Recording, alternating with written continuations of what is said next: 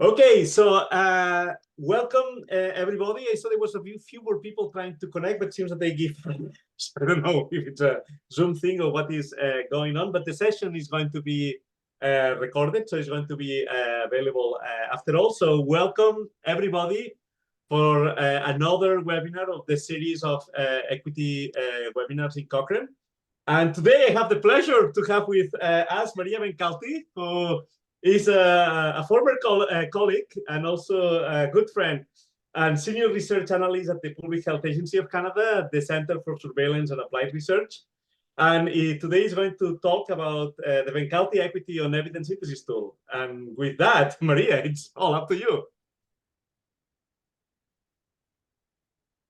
Oh, cannot hear you. Maybe it's me. Wait a second.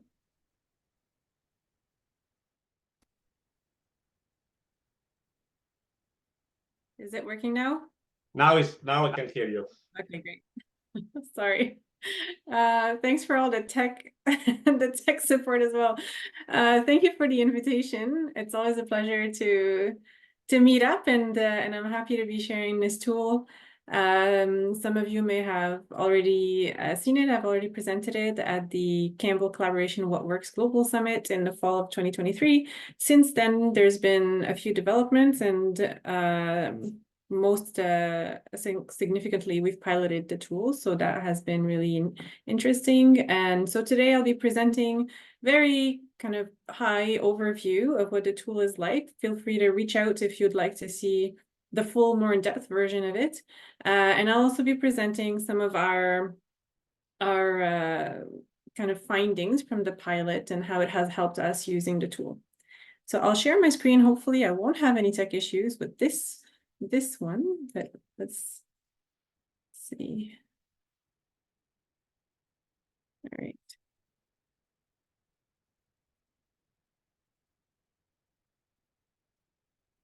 Georgie, could you please confirm if you see it? Great. Okay, yeah, thumbs up. All right. So, okay. So I've chosen to call it the Benkhalti Equity Evidence Synthesis Tool. There's been a few name changes, but it was just easier for me to distinguish it from sort of the several other different equity tools that exist. So that's the main reason, but as you can see, it really is a team effort. There's a lot of people that were involved in the piloting in my team at the Public Health Agency of Canada, and there's also a lot of colleagues like Jordy and many others at Cochrane and Campbell that have also given me feedback and contributed to it. So today I'll be presenting, sorry, I actually forgot to ask, how long do I have to present? I think it's 20 minutes. Anyway, please let me know, Jordy, when I have 5 minutes left, so then I'll just make sure to speed up. So yeah, I'll be presenting briefly how we've been defining health equity for our purposes, why there's a need for the tool, how we developed it, and then some of the piloting that we did and the outcomes that we got. So very briefly, health equity we're using. Thank you to the Cochrane Methods group. By the way, I'm using the next two slides from them because I thought that they were excellent and didn't need to be reworking. So we're using the general health inequity definition by Margaret Whitehead, which was defined some time ago now. And so health equity is not just differences in health outcomes, but they are also judged to be avoidable as well as unacceptable and unfair. There's different ways that we can sort of categorize the population groups to assess whether inequities happen between them. So we can use a very useful acronym that we like to use, which is called Progress Plus. So it stands for place of residence, race or ethnicity, culture, language, occupation, gender and sex, religion, education, socioeconomic status, and social capital. And then the plus can really encompass any other additional characteristics. So personal characteristics, types of relationships, and then time-dependent relationships, sorry. I see that there's a comment on the chat. I just would like to say I'll be taking questions at the end of the presentation, if that's okay. If it is something that you need clarifying immediately, then please feel free to just jump in. So the need for the tool really came from the fact, on one hand, that the Public Health Agency has priorities to include equity in its evidence-informed decision-making more explicitly and at all stages of the decision-making process, including the evidence-gathering process. And so there are many already existing frameworks that are very helpful that can guide the inclusion of equity analysis in evidence synthesis. So there is the Prisma Equity tool, the Cochrane Collaboration Handbook. Dewidar et al. Also published a really very useful framework to look at equity in rapid reviews. But what we really found was that there was a gap in having a specific stepwise guidance on how to think through and concretely how to consider equity at each of the steps of a, in our case, rapid review or systematic review, but it can either really be any type of evidence synthesis. So the tool itself was developed, it was actually based on another tool that I developed with some other colleagues on a broader health technology assessment process. And so we took that tool and then we discussed with other methods experts, and through our own working through that initial other tool, we found that there was kind of some areas that needed more in-depth and more specific guidance for systematic reviews. We searched through the literature to look at, in addition to the other frameworks that I mentioned earlier, whether there was additional guidance, additional frameworks, what else could be specific to each of the phases. And then we did a pilot, and now we're gathering feedback. So, this presentation is partly to share the tool, but it's also partly to gather any feedback that you might have to share with us on it.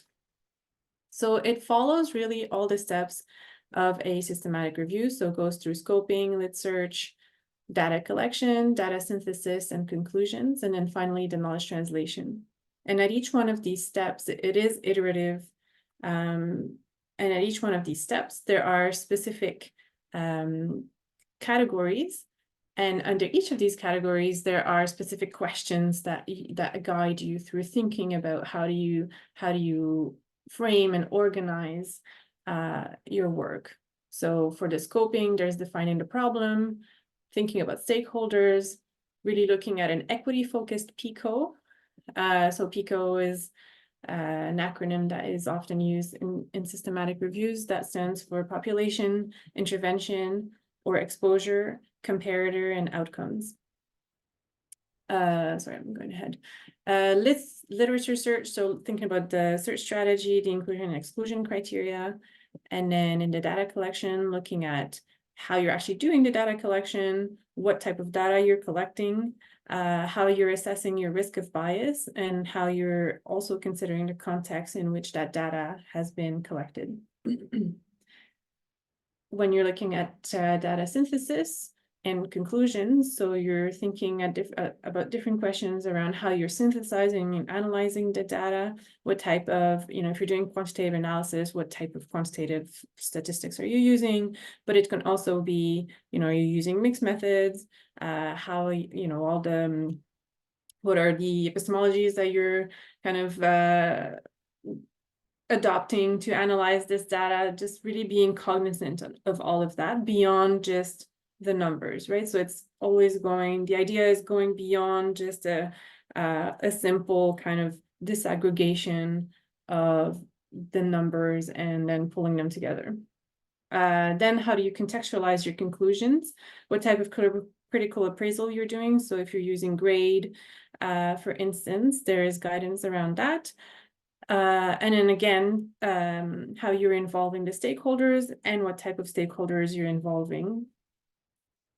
And then lastly, knowledge translation. So how you're contextualizing the evidence, whether you're assessing the barriers and facilitators to translating that evidence to the different population groups, and how you're actually selecting and tailoring, again, the knowledge translation intervention specifically.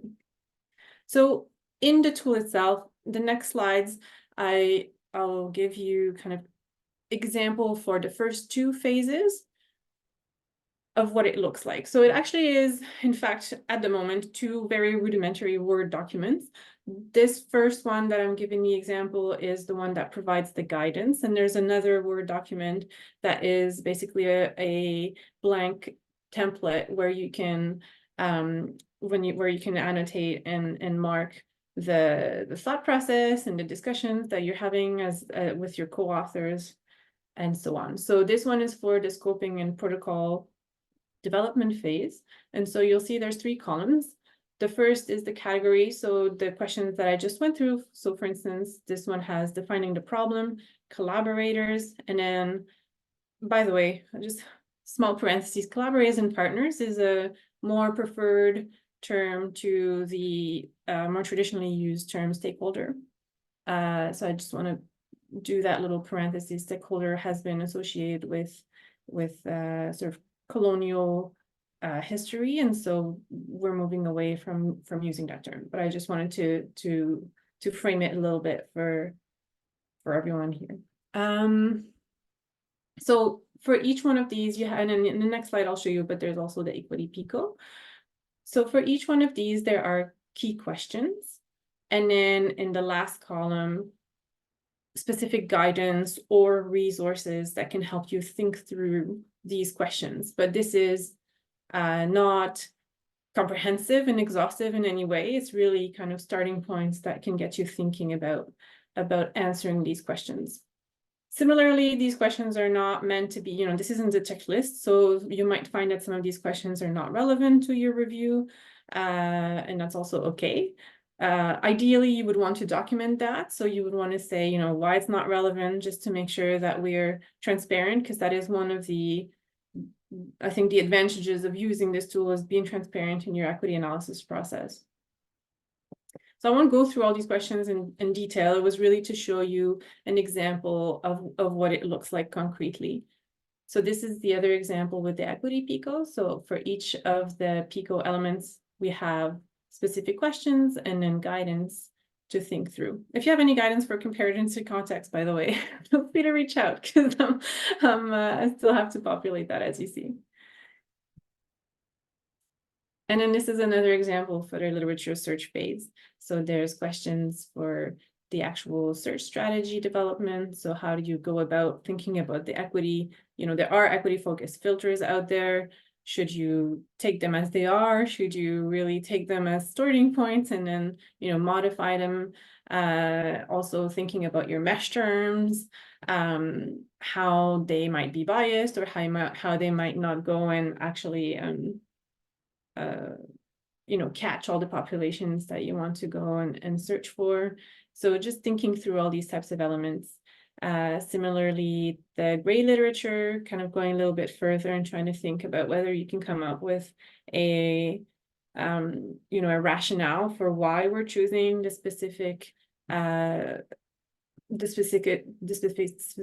sources that we're going and hand searching. And then here we have, again, sort of questions around the inclusion and exclusion criteria, and how we're defining them. Yeah, so those are examples. I will now, just to reiterate there. So this goes on, so the tool actually goes on through each one of these phases. It might seem daunting, but as I've said, it's not meant to be kind of used in one sitting, firstly, and it's also not meant necessarily to be answering each one of these questions. It's really to start to get you thinking about all the different considerations that you want to address if you really kind of are undertaking an equity lens in your evidence synthesis. So we piloted the tool with a rapid review that we undertook on drug and alcohol-related mortality across racialized and ethnic groups.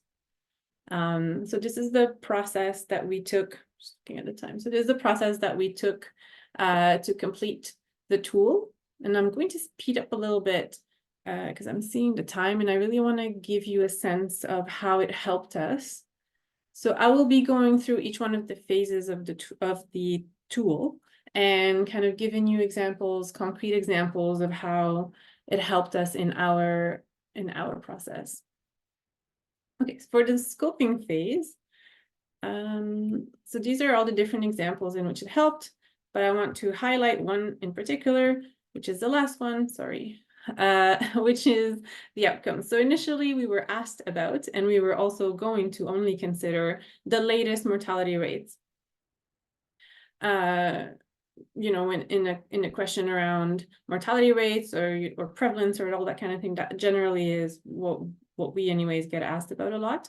But when we were working through the tool and trying to think about whether that measure really is the one that best reflects the different aspects through which inequities can emerge, we realized that we need to go a bit beyond that. And so we extracted all the trends in mortality throughout the year. So in addition to looking at really what's the latest rate that is reported in the different studies, we also explicitly looked for studies that reported trends over time to see if you know, if that was a different way of understanding the issue.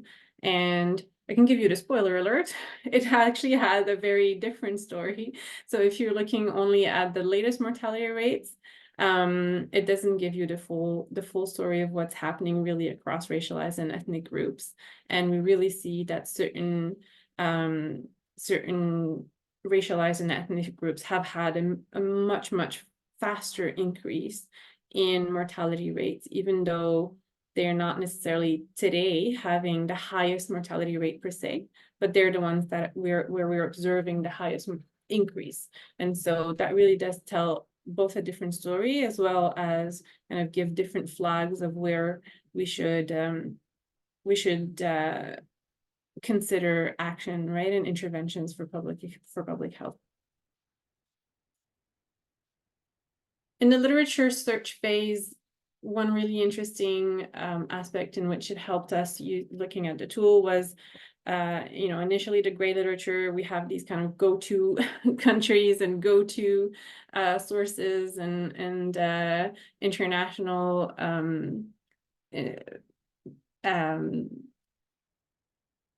international websites to which we go to. And so the question asked is really to think about why, you know, this is so, and whether this actually in fact reflects not so much a similarity between the countries, so between Canada from a public health perspective, from the public health agency's perspective, and any other country, for instance, the US or the UK, but really if it in fact reflects sort of colonial and elitist biases that are ingrained in our ways of thinking, and that is in fact the reason why we think those countries are similar. And so it really forced us to come up with a rationale and an approach based on a rationale on how we're defining which countries we're going and searching for.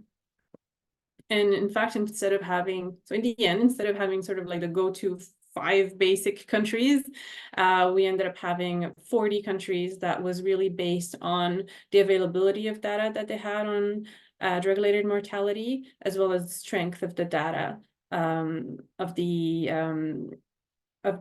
sorry, like just have the the indices anyway of mortality indices that they have.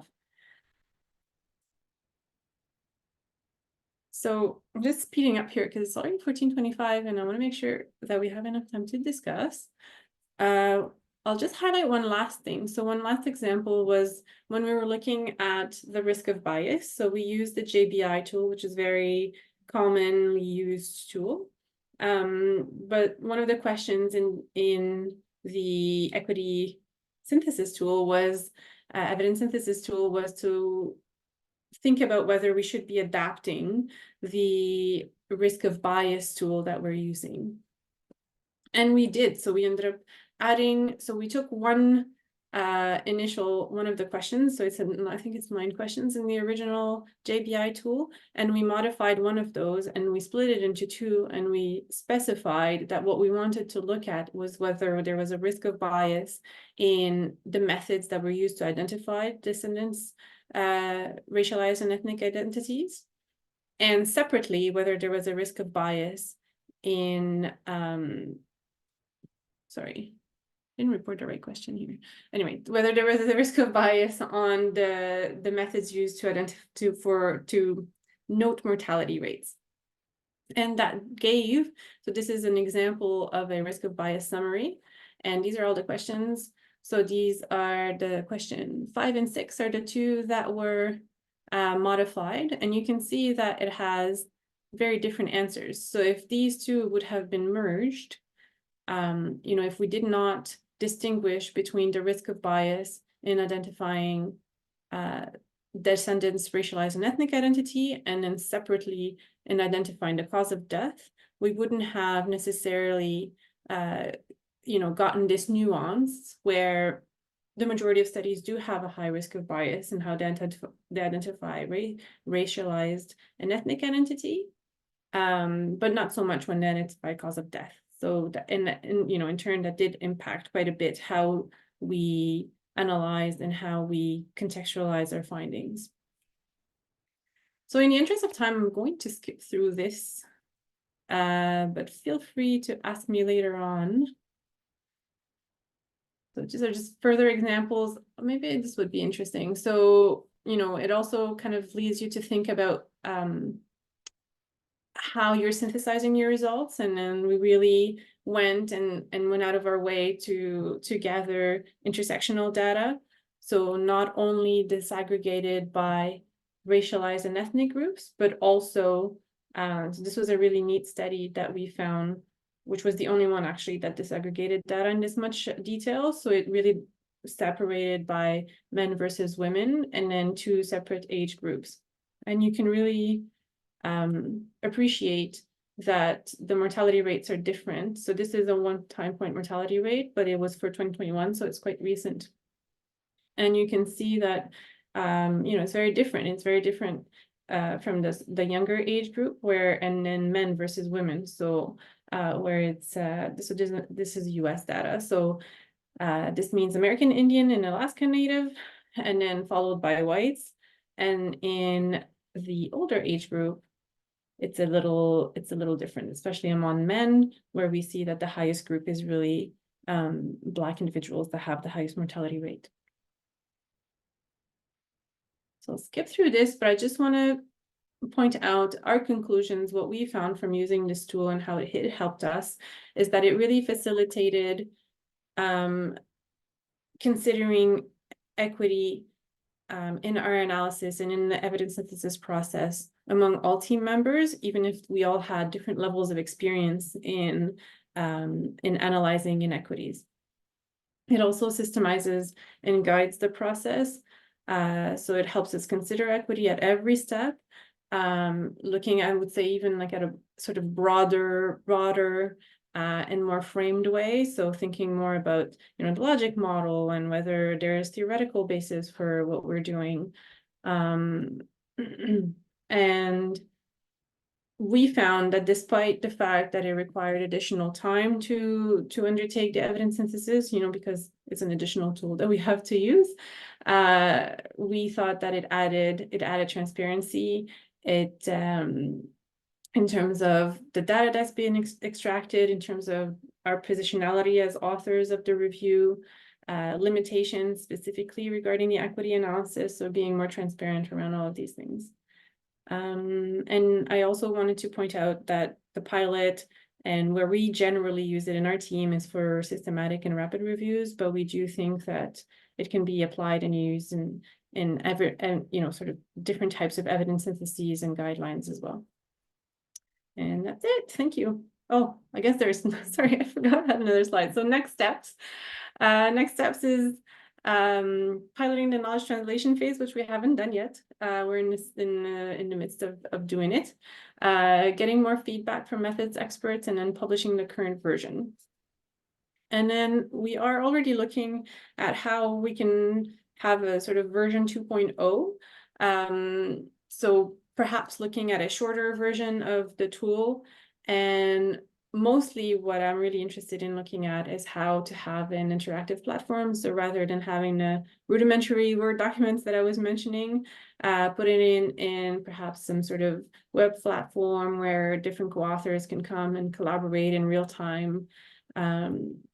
And then having more examples as well. That is one of the comments that we've received, sort of concrete examples for different types of themes. And then also having greater guidance. So there are some areas that you've seen that that would probably benefit from having more detailed guidance and more, I think, concrete or example guidance. That's it. Thank you. I'll stop sharing so that the people's faces. Sure. Thank you, Maria. It has been a fascinating talk, and I think you have raised a lot of things that I hope will bring a lot of questions. So now we have plenty of time for questions to Maria. So if anyone has a question, you can go ahead. If not, I have some, but by all means, I know where Maria lives, so I can ask her the questions anytime. Any questions so far?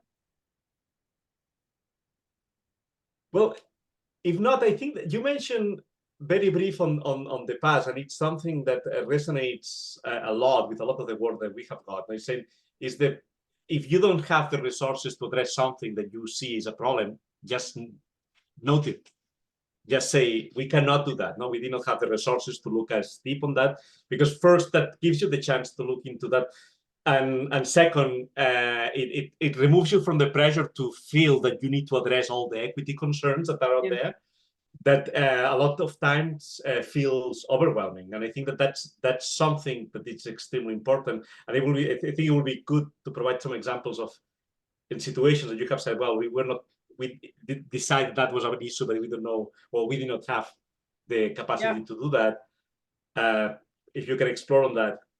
Yeah, I mean, I would say the review itself was a rapid review. So in and of itself, the fact that we decided that that was the resources that we could do instead of a full, gold standard method systematic review, just that did, and we were cognizant of that. And so, yeah, certainly there's probably some gray literature that we could have gotten that may have had more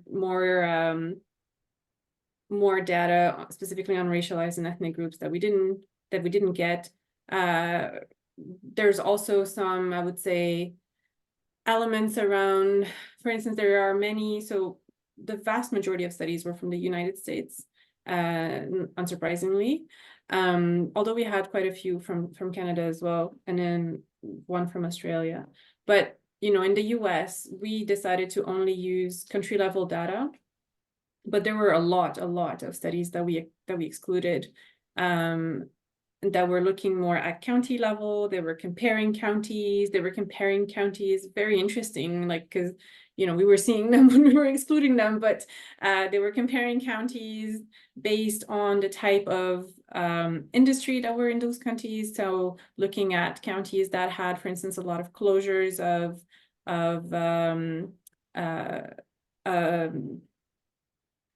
automobile production facilities, and then how that impacted. So just looking at all the sort of social determinants, right, and the root factors of all of this. So I think that would have been extremely interesting to look at, but we were kind of knowingly having to exclude them. So yeah, but it's definitely, at least we are able to say that we excluded that. And I think the other thing that so that's kind of one angle of looking at the being transparent about not being able to do an analysis. But another way of looking at it is also sometimes we want to, and we have the resources, but we don't have the data. And so I think there's also value in that, right? So just being transparent about the fact that we really searched for this, and disaggregated data is not presented or is not collected, or for whatever reason. And so that also is, I think, an important message in and of itself to kind of give back to primary study authors. That's good. I don't know if there is any other questions. If not, I can keep going on with my forever. Because the other thing that I found interesting is the reflection about the examples of whether the control group matters from the equity question. And I was trying to think of examples of that, and a couple coming to mind. I don't know if they're going to be any helpful, but one of them is the fact of whether, when you're looking at the control, whether you choose a placebo or you choose a no treatment option. Because if you're thinking that there is going to be a population that are not going to have access to any intervention, then maybe the no treatment option could be more interesting to try to look into in order to get the true benefit that you're going to get from the treatment, instead of the added value to placebo if you're not getting anything. If you think that the population is not going to get anything instead, because if not, you can assume that whatever they get, they're going to get the placebo. And I think that's something that in some guideline committees we have discussed about. The other element is when you're looking into more social interventions, so outside of the drug kind of questions, that often you're not comparing inert interventions. You're comparing a more sophisticated intervention with a one less sophisticated. And then surprisingly, the effect sizes are usually small and so on. And then it gets really depressing to say, oh, nothing works and so on. And you say, well, actually, it's not that nothing works. It's that it's very hard to get better when you have something is already working on the background. And then what you're seeing is very small sizes that probably you were not powered to be able to filter out to see if it's a true size or not. And that it's probably something that could guide caution about how you look into the results, to say it's not that it doesn't work, it's that making it more complicated doesn't give you much more outcome, or you will need to have a lot more people to see the difference. And kind of a caution. I mean, it actually, I think it intersects with your previous comment as well, because it's like, you know, if your comparator is like placebo or just kind of no intervention in the case of, you know, I mean, placebo is like, I guess, more of a, anyway, it probably doesn't apply to public health, but anyway, at least like no intervention, let's say, versus an already existing pretty effective but not ideal intervention. But then, you know, it always depends on your I would say probably it always depends on your outcome measures, because it might be effective but with less like harms or whatever, right? And then if you're comparing it to people who are not able to get it for whatever reason, if it's perhaps the cost of prohibitive, or there's some sort of, you know, other access to barrier to access, then those are also other outcomes that you should be looking at, like aside from strict, I think, efficacy. Especially when you're looking at, I think, inequities, right? That's probably our biggest concern beyond, I mean, there are times that it's like biophysical, but I think the majority, that's not what we're talking about. So that's probably when it's interesting to look at outcome measures that go beyond just like straight kind of, you know, did you decrease this like outcome on the VAS scale or something like that? I don't know, and I would say, like, recently we were looking at interventions to for latent tuberculosis infection, no? Latent tuberculosis infection, and the fact that these people who are healthy, and the main problem is just not that whether the interventions works or not.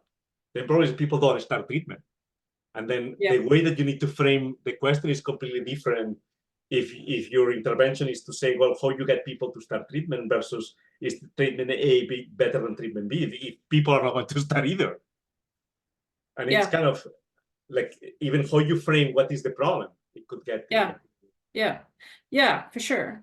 But I mean, to me, that goes beyond equity. That's strictly just like, how did you frame your research question? No, correct. Absolutely. But that's the problem with the equity questions, that often goes beyond the thing. And I will say, when on why people don't take the treatment, definitely there is an equity component, because the reasons changes depending on the social groups you belong to.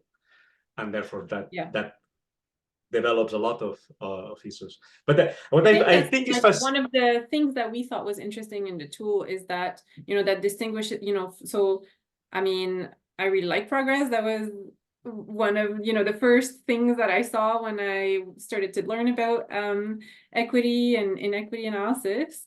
But I think, most people now would agree that it's and the questions you're raising go to I think exactly that. So it's not just looking at the sort of the disaggregated data, but really using those frameworks and logic models to really understand like what the context of the research question is, and what type of outcomes you need to be looking at beyond to get a full to sort of get a full understanding of why ultimately the health outcomes are happening, but then what are all the other aspects that are impacting that.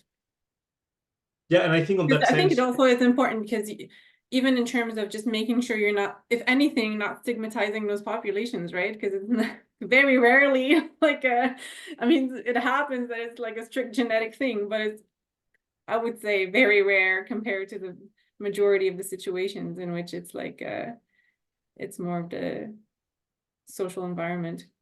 Yeah, and I think that that's the beauty also of your tool is that it allows you to have a much more comprehensive view of the whole process around the whole life of the evidence synthesis cycle, and not even when you're finished the review, but also thinking on the knowledge translation side.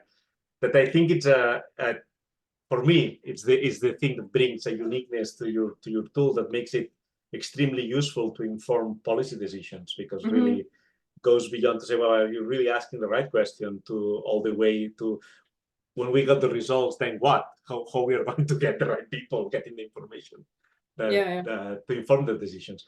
So I think on that sense, it's I think it really fills a gap for the need of how to use this kind of evidence synthesis. Great, thanks. I mean, I'm happy. I'm happy you like it. So, I mean, I'm actually interested in, I know I'm talking to Jordi, but I mean, it's like a group talk, I feel like, but I know that Jordi is very much into tech solutions. And so that really is, one of the next steps that I'm trying to look into is how to make it kind of more interactive and more collaborative. Because even when we were using it in a relatively like small, very centralized team, it was asynchronous. So if we wanted bigger teams and like, good Cochrane co-author teams that are like kind of spread around the world, it would be interesting to have like a one platform and even have it more kind of the guidance. You kind of click on it, it appears, and then you can type your things in. And then even going beyond that, like some people have asked, I like these questions and guidance is nice, but I know so little on equity. How, like, is there kind of a starting point that can give me initial pointers on, what groups are there, or, they're kind of worried about through their own biases going down the wrong path and issues that way. So anyway, I just kind of started thinking about how can we harness all the AI developments, but being very cognizant that they themselves have biases. But I think there are some neat tools out there that are kind of AI powered, but that they do get you initial actual papers. It's not just like ChatGPT answering you, like it does give you like a list of references and things like that. So it would be interesting to look into that and just seeing how, just kind of having using it as a starting point. Yeah, but I think one of the challenges, I think that you totally hit the nail on the issue, is that you have the two kind of researchers, those who are equity experts, and then the kind of questions they have, they're very sophisticated, and a lot of times is that they have too many dimensions to look at, and they need to prioritize what they want to look into. And then you have the other people that they really want to provide an equity lens, but they are very lost about where to start. Yeah. And the needs are quite different from one group to the other. Like it's hard to provide guidance that could fit the two things.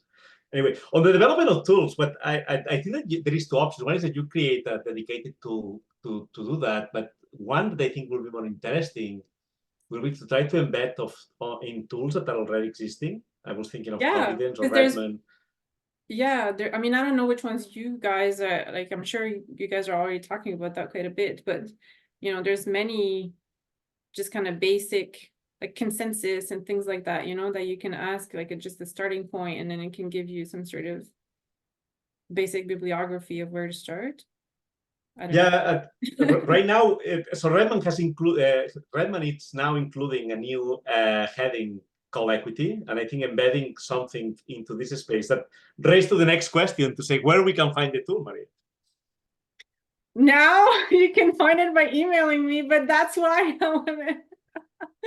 That is why. I don't think you will like it if we put a link in Redmond that says email Maria. I mean, so there are a few in full transparency. I mean, I am a public servant, and so right now, because the tool was developed while I was working at FAC, the IP does reside with the Crown. So, but I mean, I know that there are certainly collaborative ways that can be managed.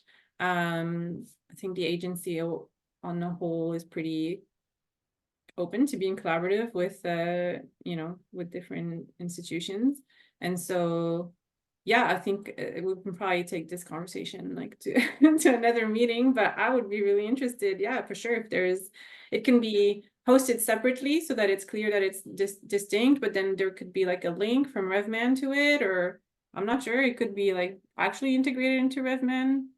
I mean, on a personal level, as you know, I'm a pretty pragmatic person, but it's just that there are kind of these IP realities that I have to